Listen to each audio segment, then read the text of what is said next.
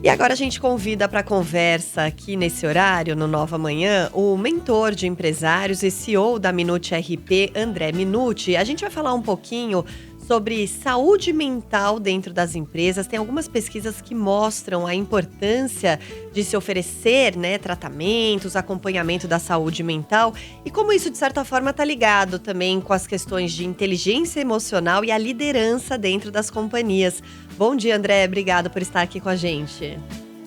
Bom dia, Michele. Bom dia, Mauro. É uma honra estar aqui junto com vocês, nesse programa tão importante que ajuda tantas pessoas logo no início da manhã. Muito obrigado pela oportunidade. A gente que agradece. Bom, primeiro eu gostaria de que você falasse, acho que tem alguns dados, algumas pesquisas que trazem a importância e a percepção de como é importante que a empresa se preocupe com a saúde mental dos funcionários. Gostaria de saber, por que isso e de que forma os empresários, as lideranças têm tratado esse assunto, André. Vamos lá.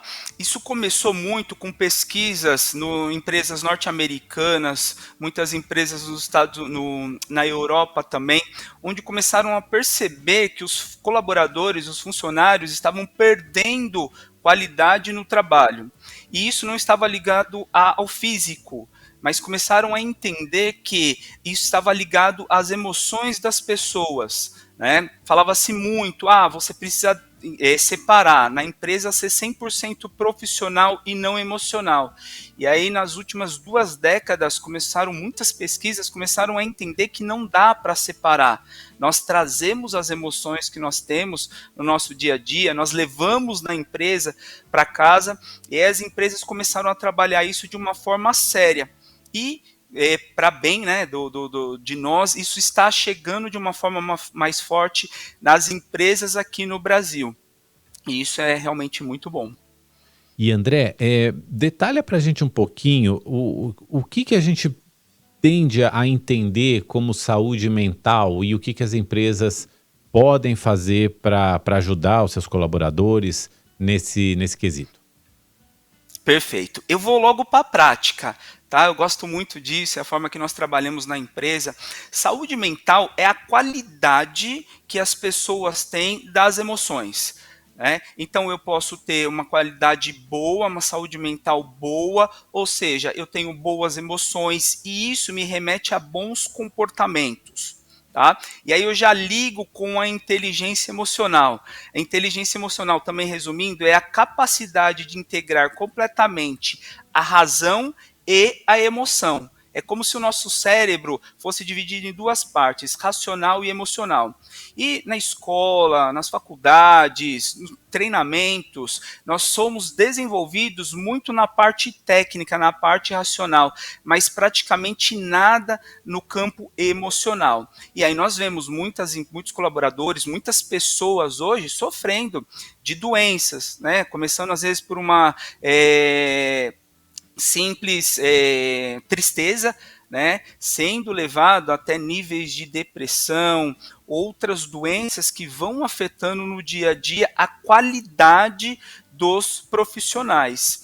E como que nós poderíamos trabalhar, os empresários podem trabalhar, o que eu já vejo muitos trabalhando, é começando, não esperando o colaborador ou as pessoas estarem mal na empresa, elas estarem debilitadas. Quando chega nesse nível, aí eu realmente preciso afastar o meu colaborador para que ele possa fazer um tratamento, vou precisar de profissionais, de medicamentos, e isso muitas vezes não está no controle do empresário. O que estaria no controle? Trabalhar, levar esse desenvolvimento da inteligência emocional para dentro das empresas, proporcionar um ambiente bom para as minhas equipes. E um ambiente bom é o que eu costumo falar, não é um ambiente legal, divertido. Não, é um ambiente saudável, onde eu começo a treinar os meus líderes, os meus gestores, para serem líderes de verdade, para cobrarem grandes resultados, mas para darem feedback positivo e negativo da forma correta,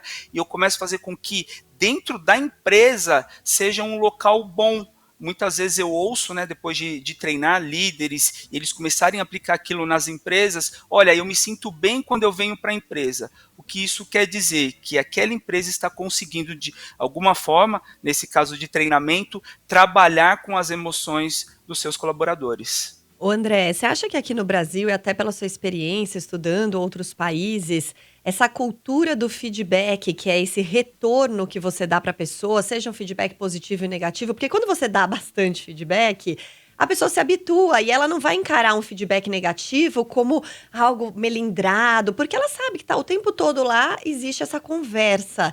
Você acha que aqui no Brasil a gente ainda é muito fraco nessa questão? Muito, Michele. Nós somos bebês em termos de feedback, falando sobre o feedback realmente profissional. Tá? Muitas vezes os empresários, empreendedores que eu trabalho falam, não, mas eu tenho a cultura de dar feedback.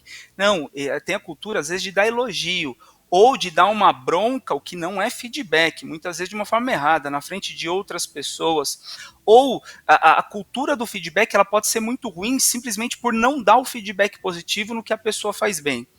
Tá? Então nós estamos engatinhando nisso, e essa cultura ela tem que ser muito forte, como você falou, quando a pessoa, a equipe tem esse hábito, cria-se esse novo hábito, essa cultura, as pessoas não ficam mais, nossa, não gosta de mim, gosta mais daquele, não, é uma cultura. Todo feedback negativo eu vou dar de forma individual para a pessoa, eu vou dar por escrito muitas vezes o feedback, e o positivo também. E aí eu posso transformar isso de uma forma ainda mais profissional. Olha, todos os meses eu dou feedback para todos os meus colaboradores. É claro, se eu sou dono da empresa e eu tenho 5, 10, talvez eu consiga fazer. Se eu estou falando de uma empresa de 500 colaboradores, os líderes de cada equipe vão dar os feedbacks, mas se torna uma cultura. Todos os meses, na minha empresa e nas empresas que eu treino, é obrigação do líder, terminou o mês, ele dá um feedback para a pessoa sobre o mês da pessoa. Tudo que foi bom e o que não foi bom. Valido o que foi bom e o que não foi bom. Eu trabalho com a pessoa para que ela melhore. E isso é fantástico. André, é rapidinho, porque a gente já está no limite do nosso tempo aqui, mas e o contrário? E as pesquisas de clima que são feitas dentro das empresas para os colaboradores dizerem se a empresa está criando um clima saudável lá dentro também, se eles estão felizes ali dentro. Isso também tem validade, isso também é importante? Ou o pessoal fica com medo de responder, fala que sempre que está feliz para não desagradar o chefe?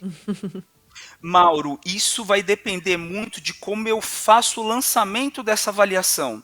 Eu gosto muito de fazer lançamento de cultura, mas antes eu tenho que fazer uma avaliação do momento atual. Como isso deve acontecer? A comunicação, talvez pela área de recursos humanos, pelos líderes de cada área, mas lançar isso para os colaboradores e falar, olha, nós queremos a verdade. Porque se não for para ter a verdade, aquilo não vai servir e a empresa não melhora. Então, eu só faço um trabalho de desenvolvimento de cultura organizacional numa empresa quando realmente ela quer mudança. Então, a forma que eu comunico isso vai fazer toda a diferença. E um segundo ponto, não adianta eu identificar a cultura da empresa hoje com ferramentas e não ter um processo de mudança, tá? Porque é o que eu falo muitas vezes, senão nós ficamos apenas na teoria. Então, eu tenho que fazer essa avaliação. Na sequência, eu lanço um projeto para mudança na cultura para atingir melhores resultados para as pessoas e para a empresa.